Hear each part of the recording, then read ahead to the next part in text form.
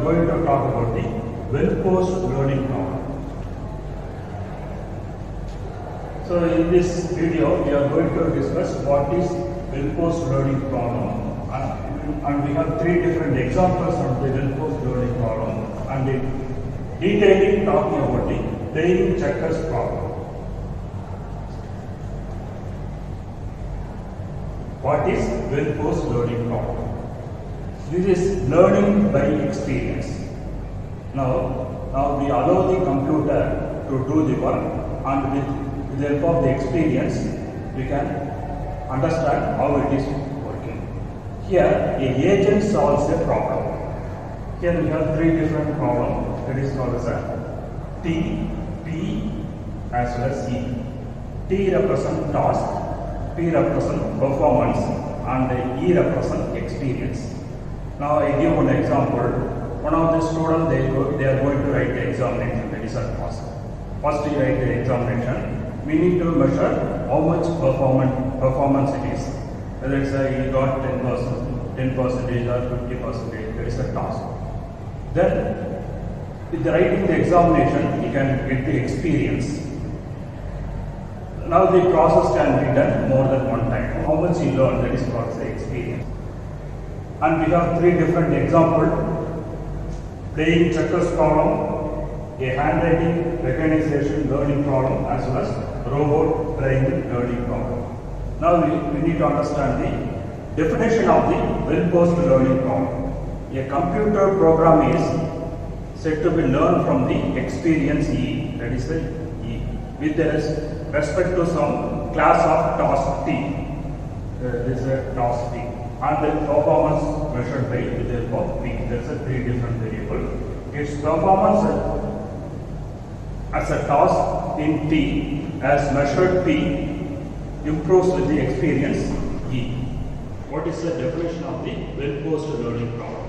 A computer program is said to learn from the experience, that is called as E, with respect to some classes of tasks, that is called as T, and the performance measured with the help of P. These are all the three different variables, that is task, performance, as well as experience.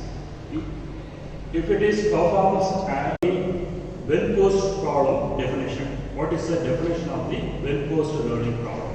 A computer program is said to learn from the experience, that is called as E, with respect to some classes of tasks, that is called as T, and the performance measured with the help of P. These are all the three different variables, that is task, performance, as well as experience. If it is performance at task T as measured by P improves with experience E. Now this definition can be understood with the help of some examples. First we need to talk about the playing checkers problem. Next. See here we have three different examples. After this, we need to detailing talking about the playing checkers. See here, the playing checker is one of the board. Two players playing with one another. Those who have got the highest percentage, they are the winner. What is the task? Playing against the opponents to win a game. That is a task. What is the performance? Make a perfect moves to win the game. Experience, it plays itself to improve. That is the first example. Next, handwriting recognition learning. In this task is classification the images as well as text. Next. What is the performance? Better classification, and we can retrieve the information from the database. After the process also we need to store the information in the database. That is the experience. And third example is robot driving learning. That is a automation car, driverless car. The driver, what is the task of this driverless car is drive the car in a 4-lane highway. There is no driver in this car. The car itself moves automatically. In this performances, source to destination. We need to set the source and destination. It moves according to some kilometer. Then finally we can measure how much speed, how much safe it is set. And what is the experience? All the information is gathered as images as well as vehicle on road.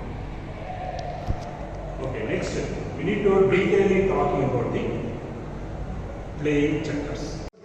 Now we are detailing going to talk about the playing checker part. This is the checker. Here there's a two players. There is a red is a one player, white is another player. The coin will be moved diagonally. So here this coin moved with diagonally. This direction or this direction.